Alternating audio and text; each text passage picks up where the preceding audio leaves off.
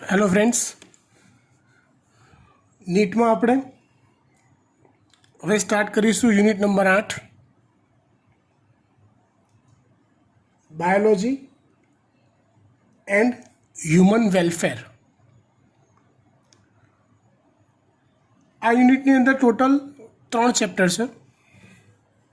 એમાંથી એક ચેપ્ટર આપણે સ્ટાર્ટ કરીએ, પશુપાલન અને વનસ્પતિ સંવર્ધન. આ ચેપ્ટરમાં ટેક્સ્ટબુકમાં આપેલા જે પોઈન્ટ્સ છે એ પોઈન્ટ્સ તો ખરા, એ સિવાય ખૂબ ઓછી માહિતી એવી છે કે જે નીટમાં એક્સ્ટ્રા માહિતી તરીકે તમારે તૈયાર કરવી પડે. એક એક કરીને આપણે મુદ્દા જોઈ રહ્યા છીએ. ચેપ્ટર કયું? પશુપાલન અને વનસ્પતિ સંવર્ધન. એમાં સૌથી પહેલો ટોપિક આવે છે ડેરી ઉદ્યોગનું વ્યવસ્થાપન, એટલે કે ડેરી ઉદ્યોગ.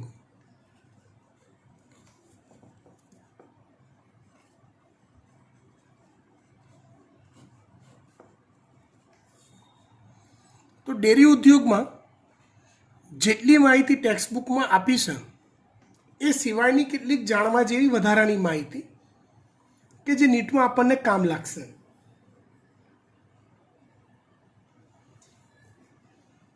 ભારતની અંદર ડેરી ઉદ્યોગના પ્રણેતા ડૉક્ટર વર્ગીસ કુરિયન છે, જે હાલ તો એક્સપાયર થઈ ગયા છે,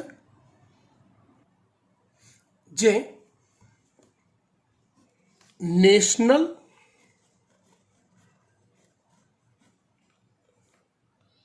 ડેરી ડેવલપમેન્ટ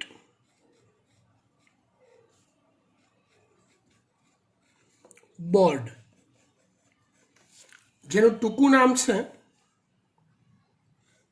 NDDB. NDDB ના ચેરમેન કોણ હતા? ડૉક્ટર વર્ગીસ કુરિયન.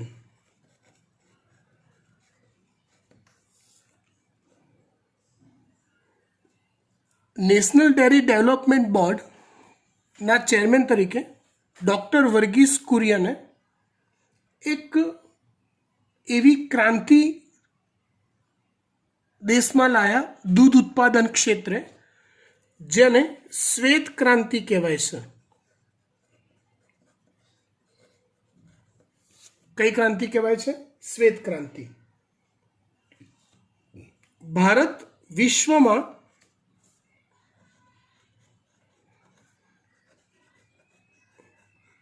સૌથી વધુ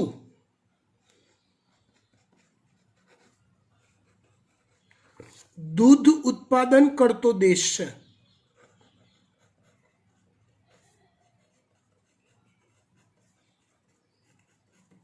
વિશ્વમાં સૌથી વધુ દૂધ ઉત્પાદન કરતો દેશ ભારત છે. મુખ્યત્વે દૂધ ઉત્પાદનમાં કયા કયા પ્રાણીઓનું દૂધ વપરાય? તો આમ તો દરેક સસ્તન વર્ગના પ્રાણી દૂધ આપતા જ હોય, પણ મુખ્યત્વે 2 પ્રાણીઓ હોય છે. કયા 2? ગાય અને ભેંસ. રાઈટ. તો દૂધ ઉત્પાદન કરતી ભારતમાં જે મુખ્ય ગાય છે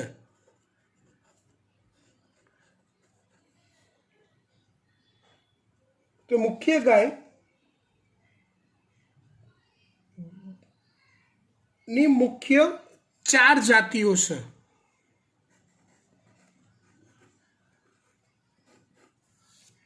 કઈ 4 જાત? તો એક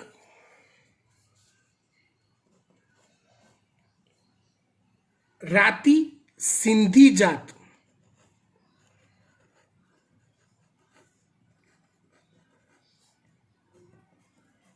રાતી સિંધી જાત. બીજી સાહિવાલ ગાય,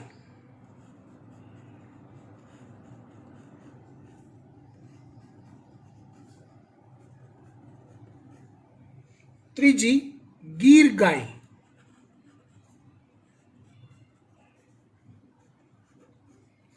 અને ચોથી દેવોની ગાય.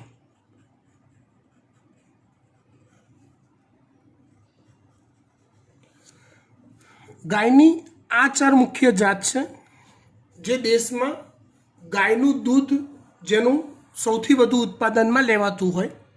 રાતી સિંધી જાત, સાહિવાલ ગાય, ગીર ગાય અને દેવોની ગાય. એવી રીતે ભેંસની વાત કરીએ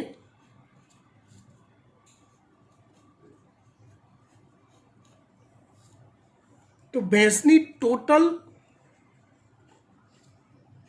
10 જાત છે કે જેનું દૂધ ઉપયોગમાં લેવાતું હોય. ટોટલ ભેંસની 10 જાત છે જેનું દૂધ ઉપયોગમાં લેવાતું હોય. પણ એ પૈકીની મુખ્ય કઈ કઈ?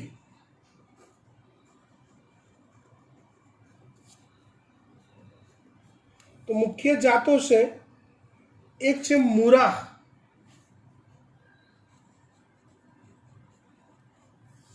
હરિયાણા પંજાબ બાજુ ભેંસની જે મુખ્ય જાત હોય છે મુરા છે.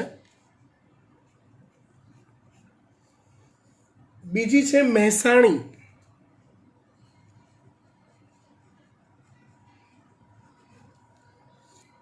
ત્રીજી છે સુરતી,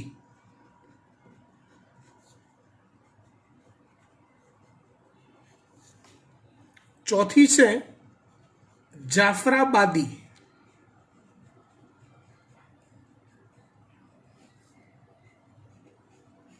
મુરા, મહેસાણી, સુરતી, જાફરાબાદી અને પાંચમી છે નીલ રવિ.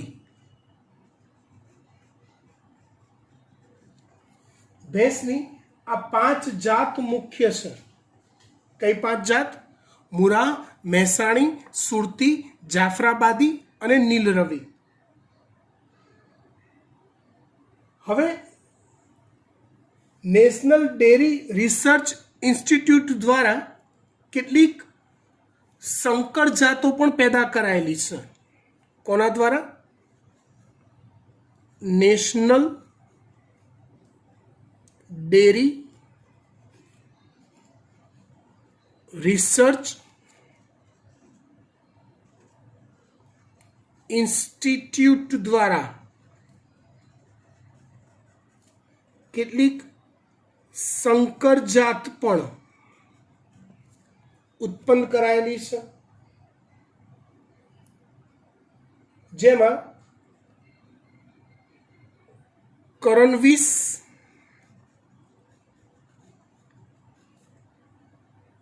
અને સુનંદિની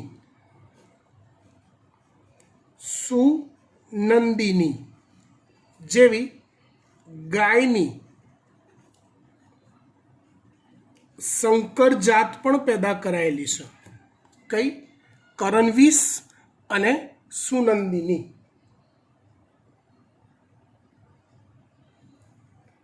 નેશનલ ડેરી રિસર્ચ ઇન્સ્ટિટ્યૂટે એક બીજી મેથડ પણ ડેવલપ કરેલી છે કે જેના દ્વારા એક સાથે 6 થી 8 ગર્ભ ઉત્પન્ન કરી શકાય અને એક સાથે 6 થી 8 દુધાળા જાનવરને એટલે કે ગાય કે ભેંસને ગર્ભવતી કરી શકાય. એટલે એક સાથે વધુ માત્રામાં, કેમ કે જો એક સિમ્પલ લોજિક છે, કોઈ પણ સસ્તન વર્ગનું પ્રાણી એ જ્યારે પણ બચ્ચાને જન્મ આપે છે તે બચ્ચાને જન્મ આપ્યાના થોડાક સમયગાળા પૂરતું જ એ દૂધ ઉત્પાદન આપે છે. રાઈટ? એટલે જેટલા વધુ બચ્ચા ઉત્પન્ન થશે એટલી વધુ ગાય કેટલી વધુ ભેંસ આપણને દૂધ આપવા માટે કામમાં આવશે. તો એક એવી મેથડ ઉત્પન્ન કરી છે, ડેવલપ કરી છે, જેને શોર્ટમાં MOET કહેવાય છે. MOET આખું નામ multiple ovulation embryo transfer. Multiple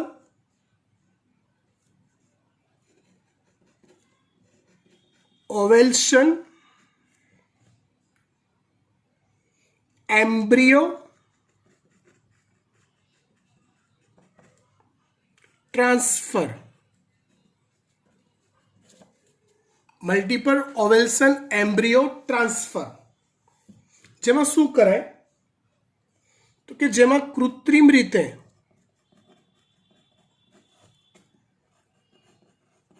એટલે કે અંતઃસ્ત્રાવોની મદદથી, જાતીય અંતઃસ્ત્રાવોની મદદથી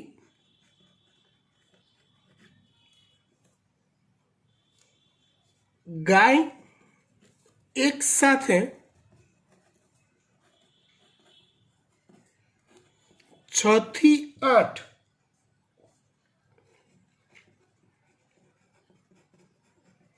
અંડકોષ ઉત્પન્ન કરે એવી પરિસ્થિતિ પેદા કરાય છે. આ 6 થી 8 અંડકોષ એક જ ગાય દ્વારા ઉત્પન્ન થયા પછી આ અંડકોષોનું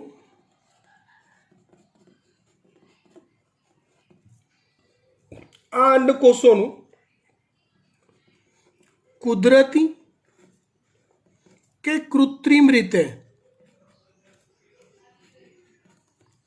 ફલન કરાવાય છે.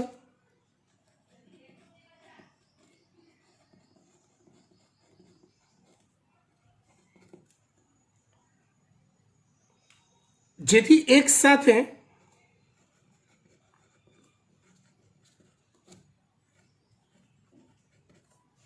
6 થી 8 ગર્ભ ઉત્પન્ન થાય. એક સાથે 6 થી 8 ગર્ભ ઉત્પન્ન થાય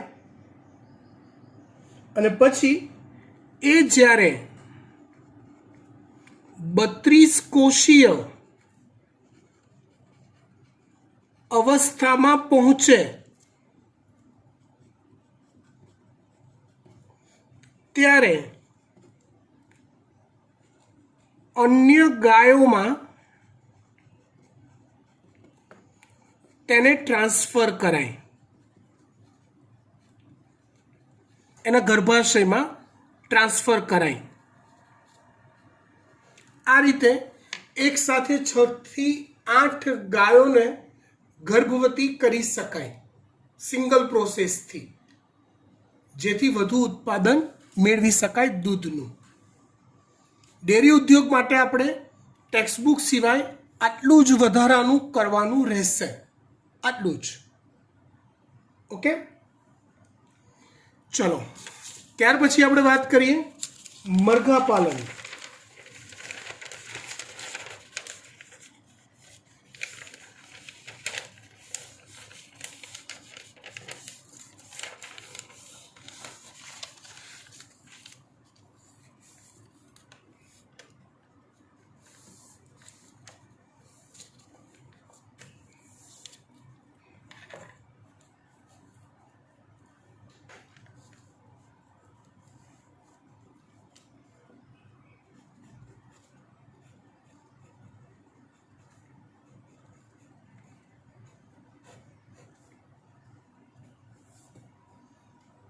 તો જો ઈંડા પ્રાપ્તિ કરવા માટે જે જાત ઉછેરાય ને એ જાતને લેયર કહેવાય છે. ઈંડાની પ્રાપ્તિ માટે ઉછેરાતી જાતને લેયર કહેવાય છે અને માંસની પ્રાપ્તિ માટે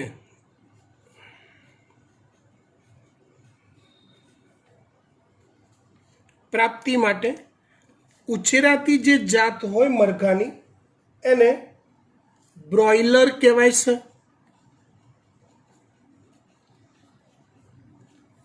ફરીવાર, ઈંડાની પ્રાપ્તિ માટે જે જાત ઉછેરાય એ જાતને લેયર કહેવાય અને માંસની પ્રાપ્તિ માટે મરઘાની જે જાત ઉછેરાય એને બ્રોઇલર કહેવાય. લેયર અને બ્રોઇલર.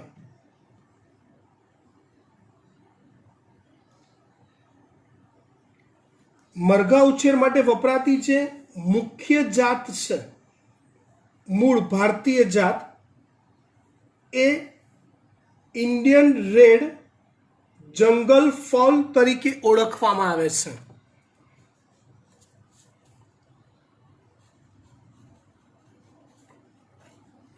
મરઘા ઉછેર માટે વપરાતી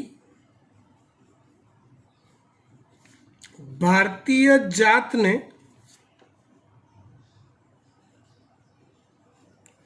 ઇન્ડિયન રેડ જંગલ ફોલ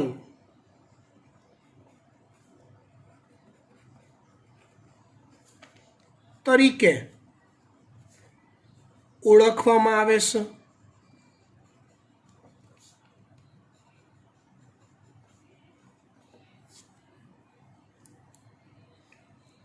આ જાતનો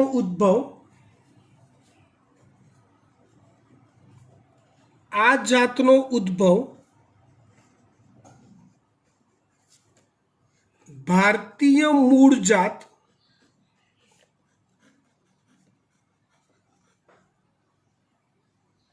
ગેલસ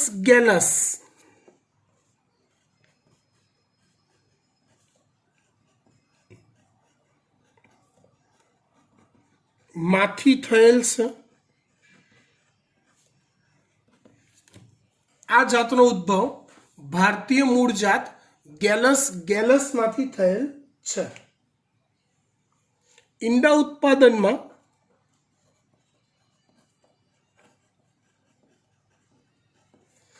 ભારત એ વિશ્વમાં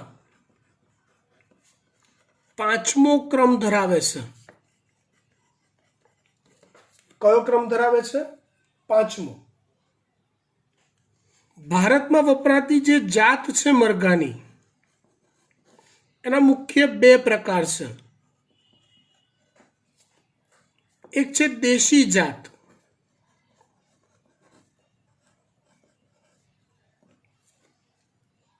આ દેશી જાતમાં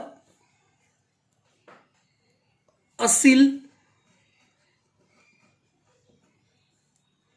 ચિતાગોંગ,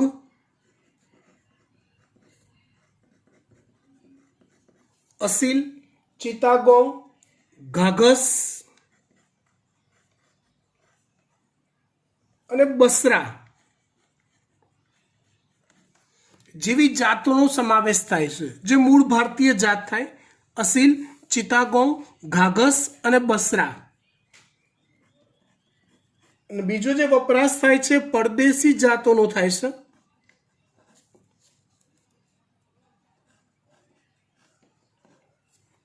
જેમાં રોહોડ આઇલેન્ડ રેડ,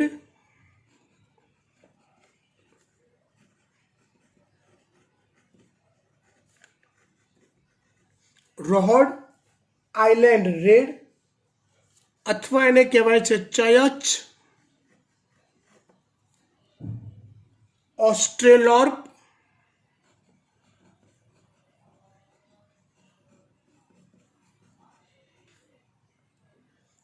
કોર્નિસ,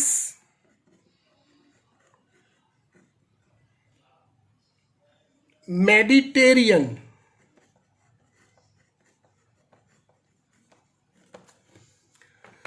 આટલી વિદેશી જાતોનો સમાવેશ થાય છે. મરઘા પાલન માટે આટલું. એક્સ્ટ્રા ટેક્સ્ટ બુક સિવાયનું તમારે યાદ રાખવાનું રહેશે. ત્યાર પછી આપણે વાત કરીએ મધમાખી ઉછેરની, અથવા એને કહેવાય છે એપીકલ્ચર. મધમાખી ઉછેર અથવા એને કહેવાય છે એપીકલ્ચર.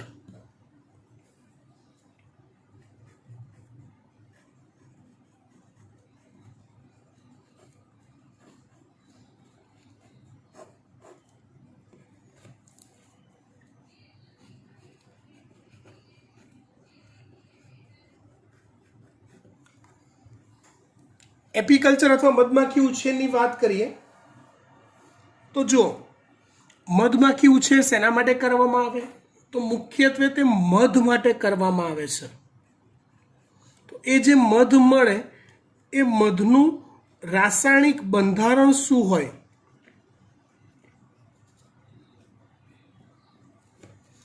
તો સમજો મધમાં લગભગ 1% જેટલું એશ હોય, 2.2% જેટલા જુદા જુદા ઉત્સેચકો હોય.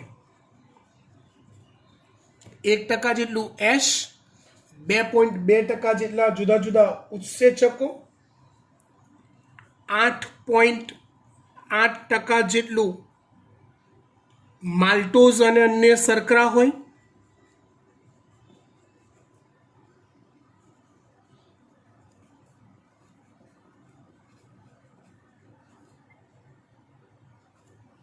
ત્યાર પછી 21.28% જેટલું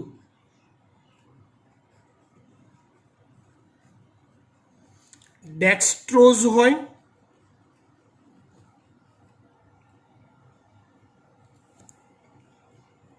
38.39% જેટલું લિવ્યુલોઝ હોય.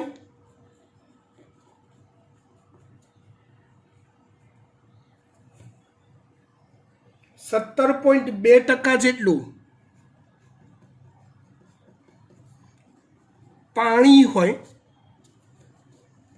અને વિવિધ વિટામિન હોય. પાણી હોય અને વિવિધ વિટામિન હોય છે. કેટલું? 17.2% જેટલું પાણી અને વિવિધ વિટામિન. 1 કિલો મધમાંથી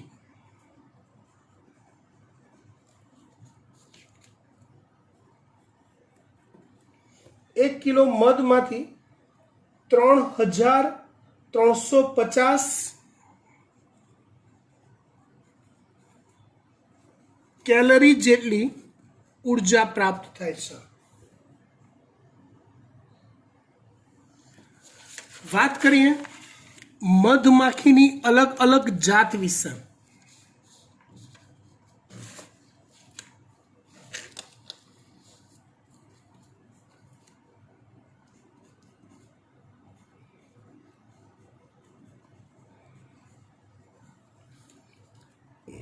મધમાખીની અલગ અલગ જાત વિશે ચર્ચા કરીએ તો જો મુખ્ય 3 જાતિ છે. એક છે એપિસ ઇન્ડિકા,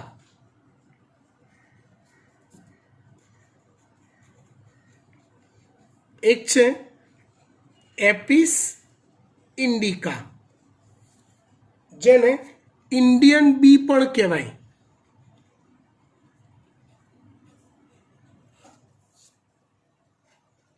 બીજી છે એપિસ ફ્લોરિયા, એપિસ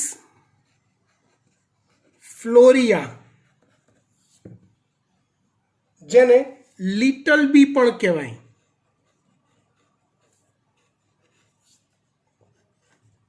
અને ત્રીજી જાત છે એપિસ ડોર્સાટા,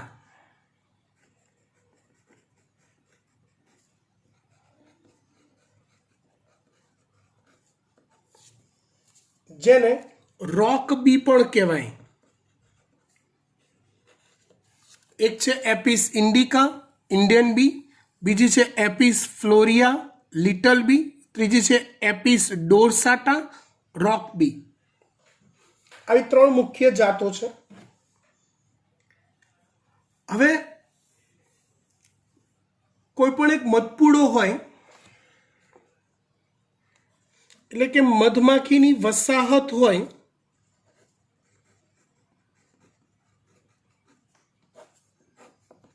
તે વસાહતમાં 3 પ્રકારની માખી હોય જે આપણે જાણીએ છીએ.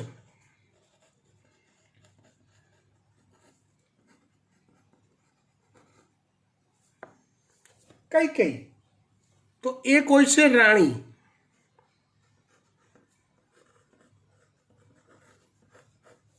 જેના વિશે આપણને ખબર છે કે રાણી એ મીણ કે મધ ઉત્પન્ન ન કરી શકે.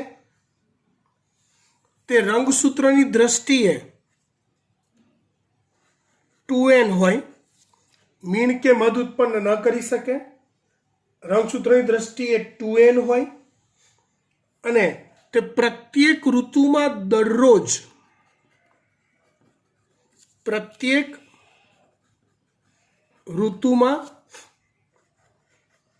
દરરોજ 2000 જેટલા ઈંડા મૂકે.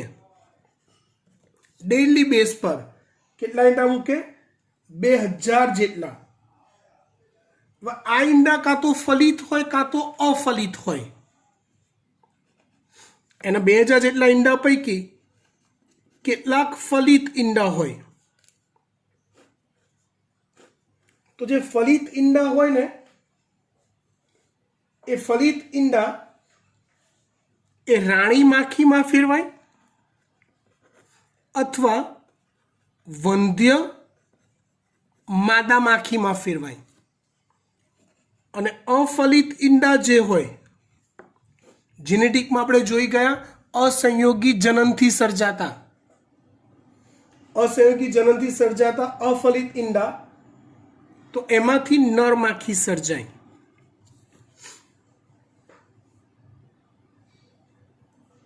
સમજો. હવે બીજો જે માખીનો પ્રકાર છે, પહેલી રાણી માખી, બીજી છે કામદાર.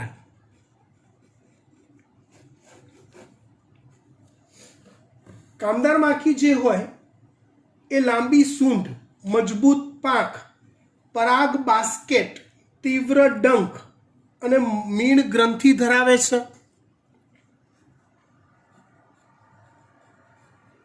મજબૂત પાંખ ધરાવે, લાંબી સૂંઢ ધરાવે,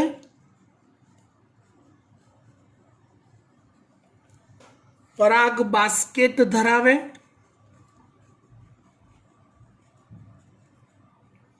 તેમજ તીવ્ર ડંખ ધરાવે.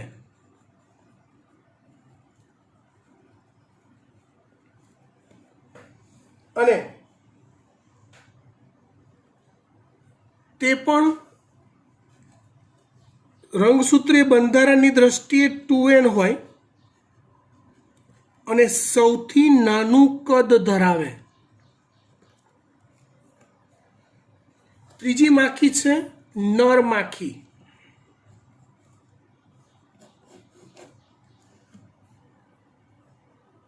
જે રંગસૂત્રની દ્રષ્ટિએ n હોય, એકકીય હોય. તે રાણી માખી સાથે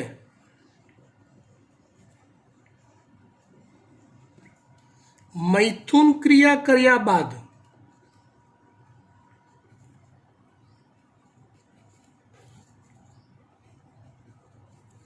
તરત જ મૃત્યુ પામે છે. રાણી માખી સાથે મૈથુન ક્રિયા કર્યા બાદ તરત જ તે મૃત્યુ પામે છે. કોણ? નર માખી.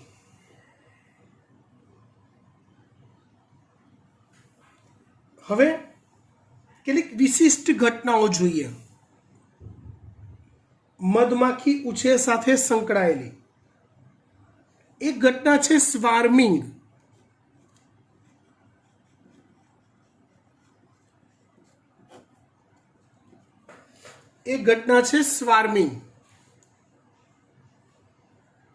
કેટલીક વખત એવું થાય કે એક જ વસાહતમાં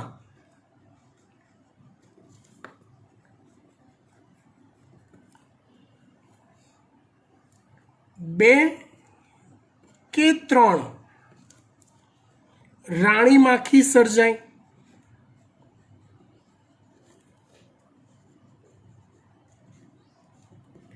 તો આવી એક કરતાં વધુ રાણી માખી ક્યારેય પણ એક વસાહતમાં વસવાટ ના કરે. તો આવી નવી સર્જાયેલી રાણી માખી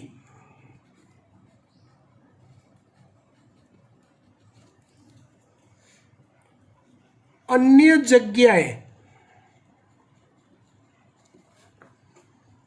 નવી વસાહત રચે છે. આ ઘટનાને સ્વાર્મિંગ કહેવાય છે. આ ઘટનાને શું કહેવાય છે? સ્વાર્મિંગ.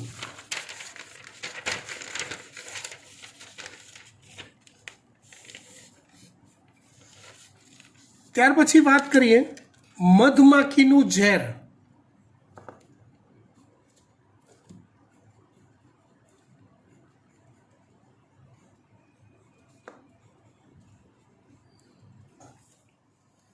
મધમાખીનું ઝેર તે મધમાખીની ઉપપેદાશ છે અને તેનો ઉપયોગ આયુર્વેદિક દવાઓ બનાવવા માટે થાય છે.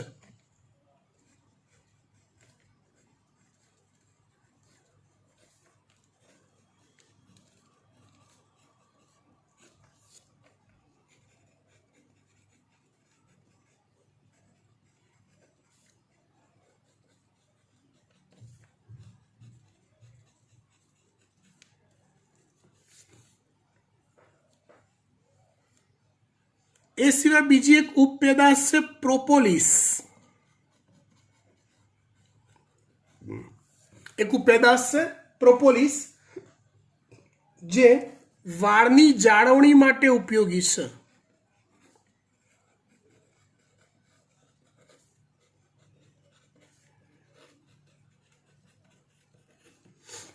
એક ઉપપેદાશ છે પ્રોપોલિસ જે વાળની જાળવણી માટે ઉપયોગી છે.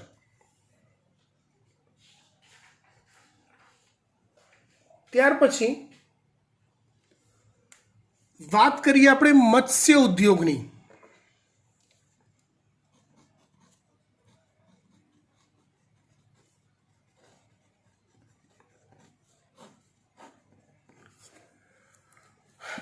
કયો ઉદ્યોગ? મત્સ્ય ઉદ્યોગ.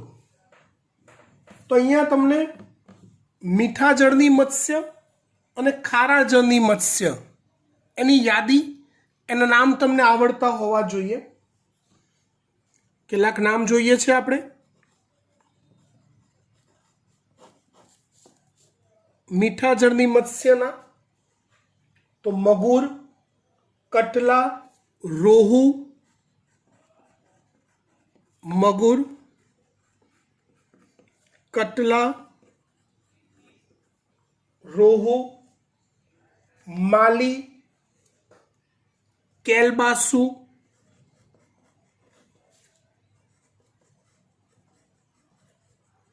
વગેરે. ખારા જળની મત્સ્ય સમુદ્રમાં જોવા મળતી હોય તેવી માછલીઓ, દરિયાઈ મત્સ્ય, સાર્ડિન, પોમ્ફેટ,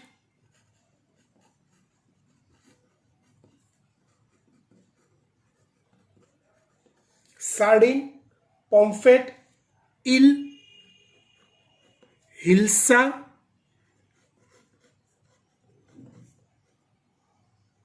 બોમ્બે ડક વગેરે. આ એવી મત્સ્ય છે કે જેનો ખોરાક તરીકે મોટે ભાગે દુનિયાભરમાં વપરાશ થતો હોય. શાર્ક લીવર ઓઇલ અને cod liver oil vitamin A અને ડીનો સ્ત્રોત છે. શાર્ક માછલીના લીવરમાંથી મળતું ઓઇલ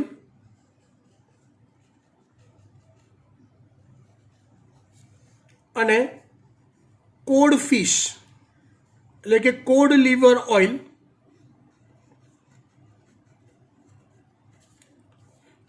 એ વિટામિન એ અને વિટામિન ડીના સ્ત્રોત છે.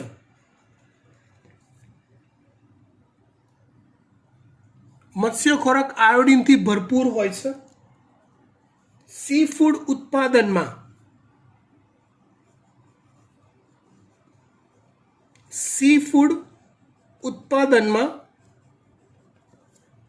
ભારત વિશ્વમાં 6ઠ્ઠો ક્રમ ધરાવે છે.